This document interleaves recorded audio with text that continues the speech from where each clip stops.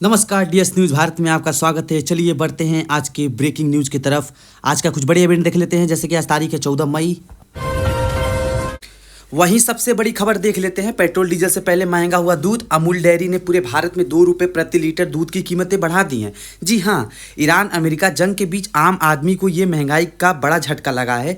जहां पहले से ही एलपीजी के सिलेंडर वगैरह महंगे हो रहे हैं, पेट्रोल डीजल महंगाई भी चर्चाएं चल रही है। इस बीच अमूल व मदर डेयरी दोनों ने अपने दूध की कीमतों में 2 रुपये प्रति लीटर की बढ़ोतरी कर दी है। पहले अमूल ने रेट बढ़ाए, उसके बाद मदर डेयरी ने भी दूध के दाम बढ़ा दिए हैं। वहीं दोस्तों आज के कुछ बड़े इवेंट देख लेते हैं। आज होगा केरल में नए मुख्यमंत्री के नाम का ऐलान। कांग्रेस नेता जयराम रमेश ने जानकारी दी। और झारखंड में अवैध भवनों को नियमित करने की नई पहल शुरू होने जा रही है। आज 14 मई को ऑनलाइन पोर्टल लॉन्च करेगी झारखंड सरकार। वहीं कल आईपीएल का 57वां मैच केकेआर और आरसीबी के बीच Shaheed Veer Narayan Singh international cricket stadium Raipur में खेला गया था, जहां केकेआर ने 20 ओवर में 192 रन बनाए और उनके 4 विकेट गिरे। वहीं आरसीबी ने 19 ओवर 1 बॉल में 194 रन बनाए, उनके 4 विकेट गिरे। आरसीबी ने केकेआर को 6 विकेट से हरा दिया। एक और बड़ी दुखद खबर देख लेते हैं। समाजवादी पार्टी के प्रमुख अखिलेश यादव के सौतेले भाई प्रतीक यादव का 38 साल की उम्र में लखनऊ में निधन हो गया। रिपोर्ट्स के मुताबिक उन्हें अचानक तबीयत बिगड़ने के बाद अस्पताल ले जाया गया, जहां डॉक्टरों ने मृत घोषित कर दिया। पोस्टमार्टम रिपोर्ट में फेफड़ों में ब्लड क्लॉट और पुल्मोनरी एम्बोलिज्म की मौत की मुख्य वजह बताया गया है। मध्य प्रदेश के मुख्यमंत्री डॉक्टर मोहन यादव भी आज 14 मई को 45 अहम मुद्दों पर करेंगे समीक्षा बैठक। मंत्री वर्चुअली माध्यम से जुड़ेंगे पेट्रोल बचाने के लिए। और वहीं मौसम विभाग का भी कहना है कि आज देश में 16 राज्यों में आंधी तूफान बारिश का अलर्ट रहेगा। 70 किलोमीटर प्रति घंटा की रफ्तार से तेज हवाएं भी चलेंगी। बीते दिन भी देश भर में आंधी तूफान की कई घटनाएं देखने को मिली। देखिए, अकेले उत्तर प्रदेश में ही आंधी तूफान ने इतनी तबाही मचाई कि 62 लोगों की दर्दनाक मौत हो गई। पिछले 24 घंटों के अंदर अंदर एक जगह तो माँ बेटों ने दोनों की मौत हो गई। टोटल 62 लोगों की जान चली गई। यूपी और उन्नाव में भी पेड़ पौधे। देखिए अगली खबर। राजधानी दिल्ली में आज 14 मई को वकीलों ने हड़ताल की चेतावनी दी। साकेत बार एसोसिएशन ने भी हड़ताल का समर्थन जताया। चलिए दोस्तों एक और बड़ी खबर देख लेते हैं। वहीं अमेरिका के राष्ट्रपति डोनाल्ड ट्रंप ने 9 साल बाद चीन के दौरे के लिए रवाना हुए हैं। उनके साथ एलोन मस्क, टीम कुक समेत 17 बड़ी कंपनियों के सीईओ भी गए हैं। रिपोर्ट आ रही है कि इन दरमियान 9 लाख करोड़ की बोइंग विमान डील हो सकती है।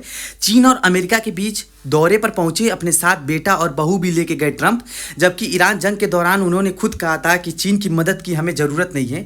चीन की राजधानी बीजिंग पहुंच चुके हैं अमेरिका के राष्ट्रपति डोनाल्ड ट्रंप और आज चीनी राष्ट्रपति शी जिनपिंग के साथ बैठक करेंगे। तो इस बैठक में ईरान अमेरिका युद्ध समेत व्यापार, एआई, नस्लीय पदार्थों की तस्करी के अलावा भी और कई मुद्दों पर बात होगी।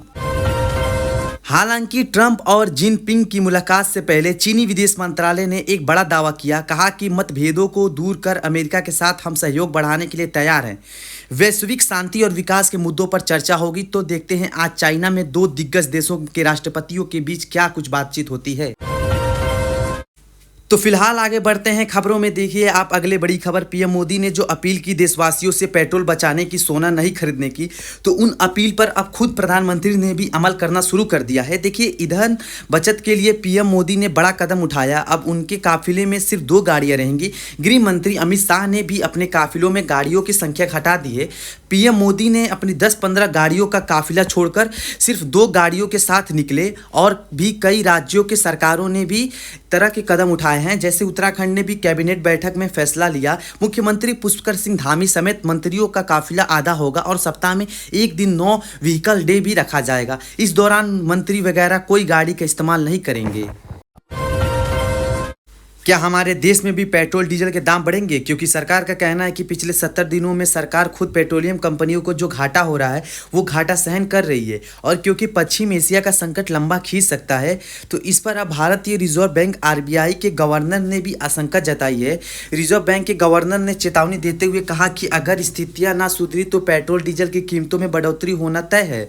और अभी से एक दिन पहले अब आपको बताऊंगा, केंद्रीय पेट्रोलियम मंत्री हरदीप सिंह पुरी ने भी कहा था कि पीएम मोदी की अपील को गंभीरता से ले। पेट्रोल डीजल की कीमतों को लेकर उनका भी ये बयान इस बात को और संकेत दे रहा है कि जल्द ही हमारे देश में भी फ्यूल की कीमतें बढ़ सकती हैं, महंगा हो सकता है पेट्रोल।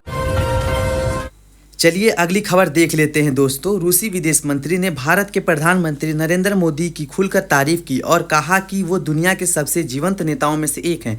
और इसके अलावा रूस ने भारत से ये भी वादा किया कि भारत के लिए तेल सप्लाई हम नहीं रोकेंगे।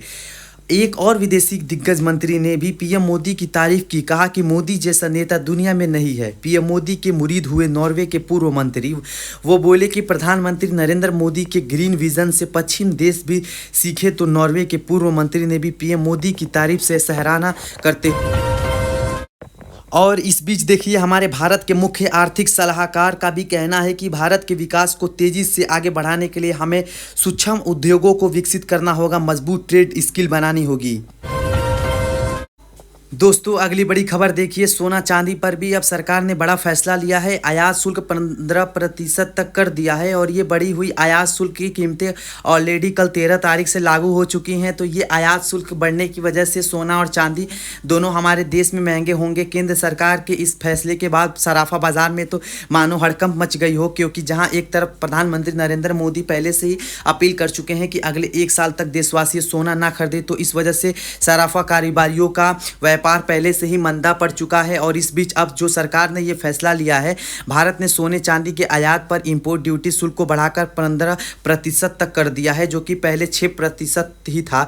यानी एकदम से इन्होंने 9% की बढ़ोतरी कर दी है। और सरकार का ये मानना है कि शुल्क को बढ़ाने से भारत के विदेशी मुद्रा भंडार पर दबाव घटेगा।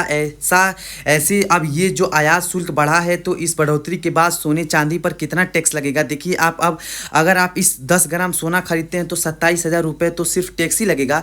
तो इस 10 ग्राम सोने पर 27,000 रुपये तक का बढ़ेगा टैक्स, ज़्यादा देना पड़ेगा सोना खरीदारियों को, समझ रहे हैं।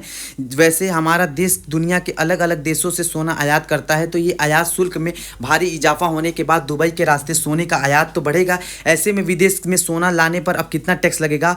खैर केंद्र सरकार ने ये इस फैसले का बाद बीते दिन ही सोने चांदी की कीमतों में भारी उछाल देखने को मिला है। देखिए एक ही दिन में सोना 9,500 रुपये तक लगभग बढ़ा है, जबकि चांदी एक दिन में ही 23,000 रुपये तक महंगी हो चुकी है। इंपोर्ट ड्यूटी को बढ़ाने का असर दिखा सोने चांदी के भाव पर। वही सुप्रीम कोर्ट के कुछ बड़े फैसले देखिए दोस्तों। एक तो सुप्रीम कोर्ट ने कहा कि हमारे देश में लेन ड्राइविंग सिस्टम नहीं है और इस वजह से सड़कों पर रोड एक्सीडेंट की घटनाएं बढ़ रही हैं दिनों दिन। तो सुप्रीम कोर्ट ने कहा कि देश भर में सभी राज्यों और यूटी यानी केंद्र शासित प्रदेशों के निर्देश कहा कि पब्लिक ट्रांसपोर्ट वाली गाड़ियों में ट्रैकिंग डिवाइस लगवाएंगे। इसके अलावा केंद्र सरकार का भी कहना है कि भारत में हो सके तो रोड पर लेन ड्राइविंग सिस्टम का कॉन्सेप्ट डेवलप करे धीरे धीरे। कोर्ट ने कहा कि ये जो ट्रैकिंग डिवाइस उपकरण होंगे खास करके महिलाओं और बुजुर्गों और बच्चों की सुरक्षा के लिए जरूरी है। वैसे तो केंद्र सरकार ने ये नियम 2018 में ही लागू कर दिया था, लेकिन अभी तक डेटा के मुताबिक केवल 1% पब्लिक ट्रांसपोर्ट वाहन में ये उपकरण लगाए गए हैं। तो इस पर सुप्रीम कोर्ट ने जस्टिस JB फारदीवाला का कहना है कि सभी राज्यों और केंद्र शासित प्रदेशों में निर्देशित करता है कि ये जो डिवाइस है ये सभी ट्रांसपोर्ट व्हीकल्स में लगाएं और इन व्हीकल्स के बिना गाड़ियों को फिटनेस सर्टिफिकेट ही जारी ना करे। ये भी राज्यों की निर्देश दिए हैं ऐसा। और इसके अलावा सुप्रीम कोर्ट ने धर्म को लेकर भी एक बड़ा महत्वपूर्ण फैसला सुनाया है। देखिए आप, सुप्रीम कोर्ट बोला कि हिंदू धर्म जीवन जीने का तरीका है। केरल के सबरीमला केस मामले में सुनवाई करते हुए सुप्रीम कोर्ट ने कहा कि हिंदू बने रहने के लिए रोजाना मंदिर जाना जरूरी नहीं है, घर में दिया जलाना ही काफ़ी है। और सुप्रीम कोर्ट ने भी ये टिप्पणी की कि देश की हर व्यक्ति अपनी आस्था को लेकर स्वतंत्र है और किसी को भी इसमें बाधा नहीं डालनी चाहिए। अगर कोई व्यक्ति अपने घर या झोपड़ी में केवल दिया जलाता है तो वो भी उसकी आस्था दिखाने के लिए काफ़ी है। ये कहना है कि सुधीर कांत का। चलिए अगला अपडेट देखिए। एयर इंडिया कंपनी ने 6 इंटरनेशनल रूट्स पर अपनी फ़्लाइट्स कैंसिल कर दी है। 23 रूट्स पर फ्लाइट्स की संख्या भी घटाई है। जून से लेकर अगस्त तक का शेड्यूल जारी किया है कंपनी ने। और इसके पीछे वजह है फ्यूल महंगा। जो जेट फ्यूल है, हवाई ईंधन है, वो महंगा हो रहा है। इस वजह से देश के एयरलाइंस कंपनियां अपनी अंतर्राष्ट्रीय उड़ानों में ये कटौती कर। वहीं आज IPL का 58वां मैच पंजाब किंग्स और मुंबई इंडियंस के बीच HPCA स्टेडियम छिलियान में 7:30 पर खेला जाएगा।